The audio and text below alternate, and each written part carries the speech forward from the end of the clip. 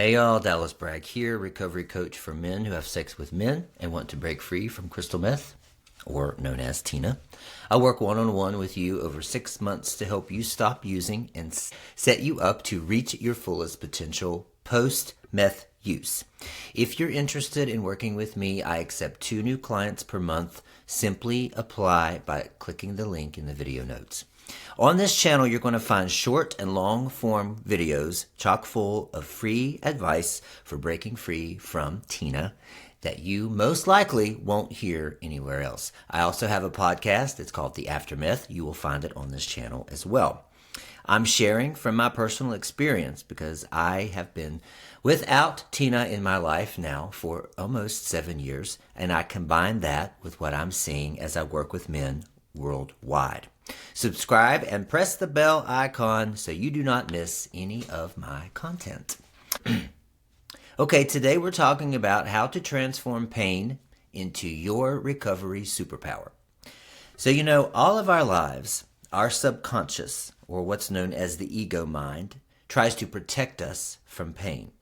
I've talked a lot about the ego, often in my videos and my newsletters, which, by the way, if you're interested in being in my mailing list, just comment below as well. For more on the ego mind, click the link above to look at a video that I've done before.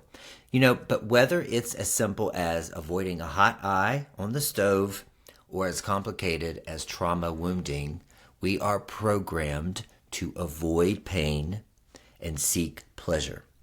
And if you've turned to crystal meth as a coping mechanism, chances are you are trying to avoid pain. Pain that awaits in your shadow aspects.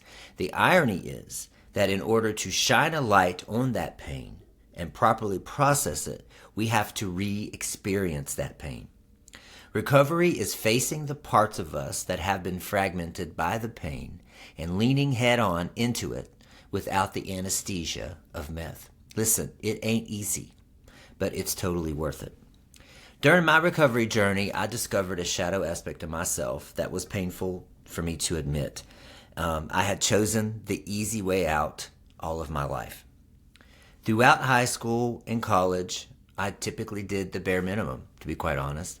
I would look for any loophole I could at work to simplify my role.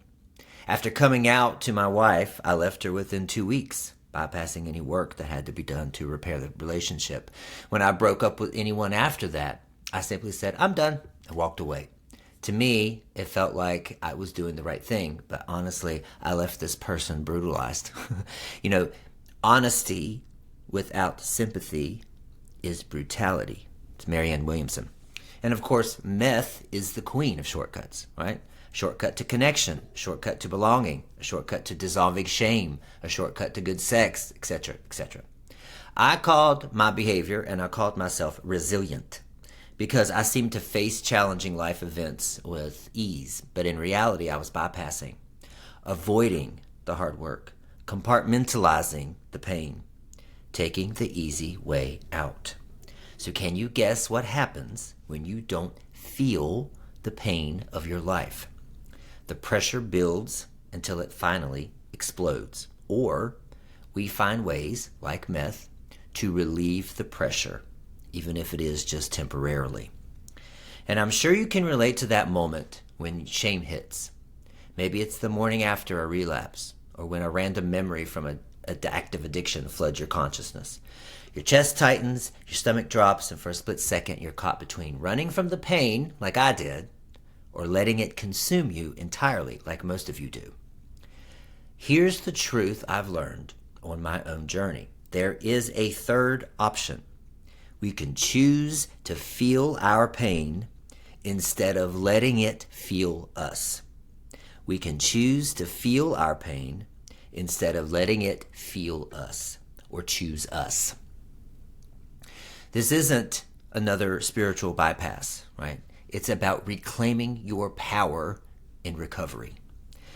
So let me share with you 5 truths that will explain what I mean that have changed not just my relationship with pain and shame, but my entire recovery journey. But before I do, just want to remind you that I only have 2 slots open per month for new one-on-one clients in my coaching program for gay men who want to break free from crystal meth. In only 180 days, your life could look very different. If you're interested, click the link below and apply. All right, so number 1, pain has an intelligence. Everything is energy. And that energy has a frequency, a vibration. I'm sure you've heard this. Pain is no different. It is energy. Pain is an energetic messenger, a teacher, and sometimes even a gift. Actually, I would argue every time a gift. It is working for your good. It is pushing you toward a higher healing. You can tap into the intelligence of this energy, or you can remain ignorant and ignore it. When pain enters our lives, it's actually working to cleanse us of some type of negative energy, some type of limiting belief, some type of pattern that no longer serves us, some type of wounding. It is like a spiritual immune system. It's identifying what needs to be released for our highest good, and then how we respond to that pain dictates whether or not we move forward to heal it and process it, or we remain looping, right? When we choose to communicate and manipulate the energy of pain, manipulate in a good way, we take control of the pain, effectively taking control of our lives and our reality. We move from victim to victor. So it is time you become an active participant in your healing instead of allowing life to control you, instead of being a bystander to what's happening with you. Just like a fever burns through infection, emotional pain burns through our limiting beliefs and old trauma and old programming. Yes, it's uncomfortable. Yes, it can feel overwhelming.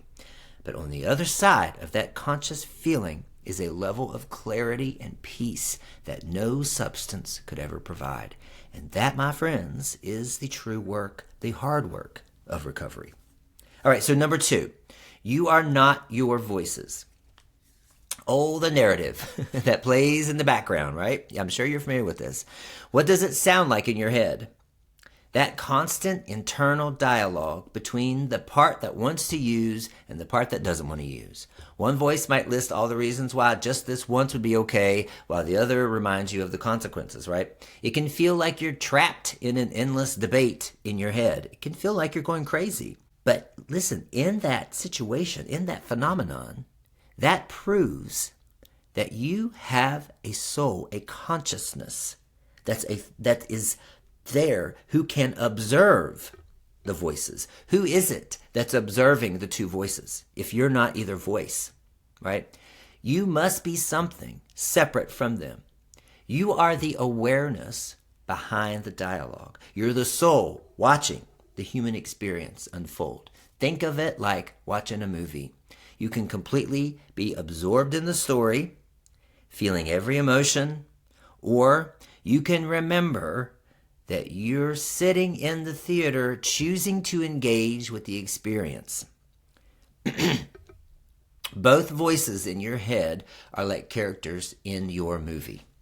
They have important roles to play, but they're not the whole story, and they're certainly not you. You have the power to write your story. You have the power to write your narrative.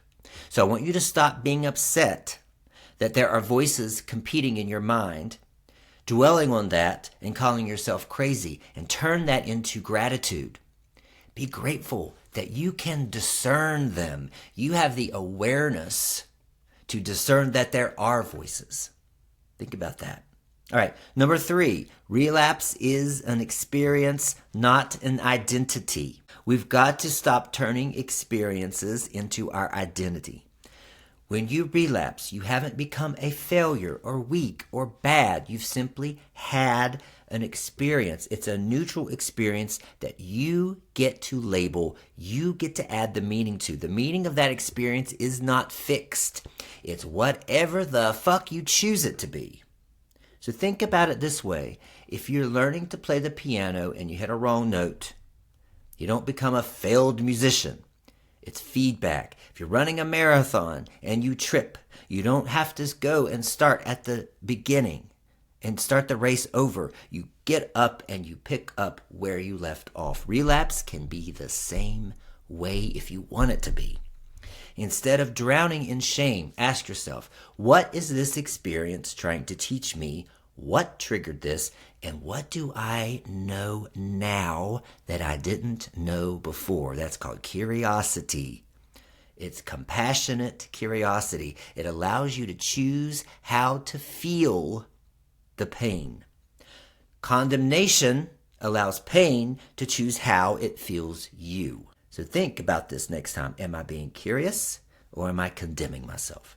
When we remove the heavy weight of moral judgment from our experiences, we create space for actual learning and actual growth. So I want to invite you to stop saying, I am an addict, or I am a chronic relapser. You are a perfect light. You are that third person, that consciousness, that soul, having experiences. And the more you identify with those experiences, the deeper they're going to imprint.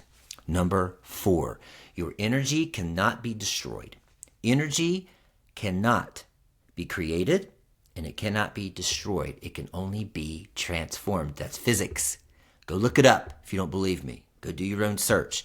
The same principle applies to your recovery journey.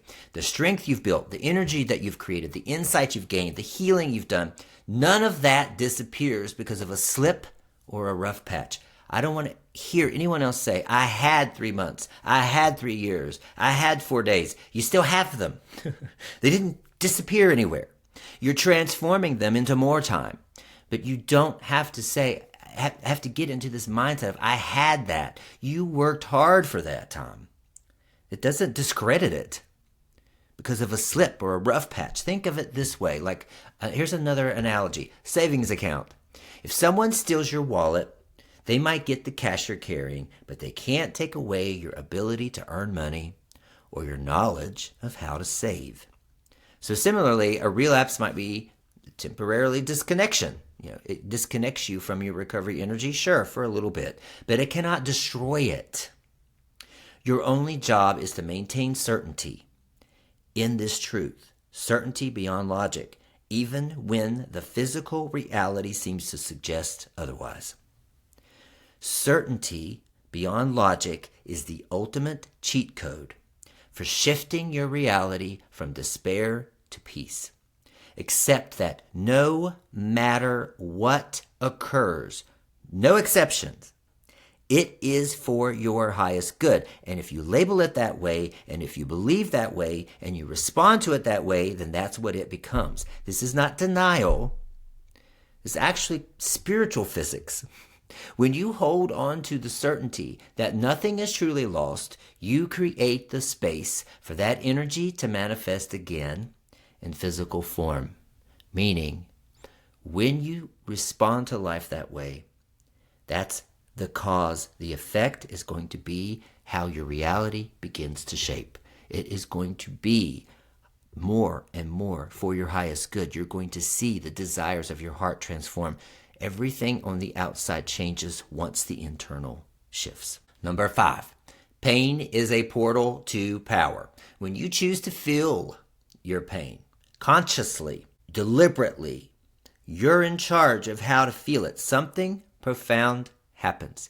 You actually begin to embody divine quality. So instead of being swept away and swept along by your circumstances and carried on by the story, you become an active creator in the story. You're the writer, the producer, the director. I call painful experiences slingshots. Another analogy. When you are pulled back by the pain, it builds so much tension that once released, you are slingshotted forward into a new level of growth. And while you're back there, you're picking up learning, you're picking up tips and resources and realizations and something to compare the good times to. You're picking all that up. And when you release that pain, when you feel that pain, it slingshots you higher and higher and higher into a new existence. You might be pulled back again, but you go forward again. If you avoid the pain or you wallow in despair while you get there, while you're back there, you get to hang back inside that tension for as long as it takes, as it grows and builds and festers. It's not a fun place to be. So, are you ready for one more analogy? Think about the difference between being caught in a storm versus choosing to walk in the rain. It's the same water, it's the same conditions, nothing's changed the experience. But what does change the experience is how you decide the narrative is. When you choose to feel your pain, you're saying, I trust the process. I trust myself. I trust that this experience is serving my highest good. This choice, this conscious engagement with pain actually creates new neural pathways in your brain. You're literally rewiring yourself from reactive to responsive, from victim to creator, from effect to the cause of your life. Stop blaming the external for the internal. It's the other way around. If you've skipped to the end of this video or you're fast forwarding, I want you to listen to this part. You're not here to avoid pain. You're here to transform it. And if you don't choose how to feel your pain will choose how to feel you. Your journey isn't about becoming perfect. It's about changing your perception and becoming whole. And in that wholeness, you'll find the peace that all those nights of using could never provide. The path is not easy, but neither is addiction. The difference is that this difficulty, this work, leads you to something. It leads you to freedom, not bondage. So every time you choose to feel your pain consciously, you're not just healing yourself either. Listen, you're healing and helping our entire community. This is an epidemic in the community. Whether you want to admit that or not, and whether people in the gay community are talking about it or not, this is worldwide taking over our men in the gay community. They are destroying their lives, but most often destroying their minds. We need more men in this community to break free from this substance. And we need more men in this community talking about this epidemic that has AIDS-like consequences. So anything that you can do right now today to heal yourself, to grow yourself, to choose, this is my future self, my best and my highest version right now in this moment. You are healing yourself and the community at large and everyone connected to you. All right, guys, I love you all. I'd love to hear your thoughts. Feel free to comment below with any and all feedback. What is your experience with pain? What is your experience with Tina? All right, have a good week.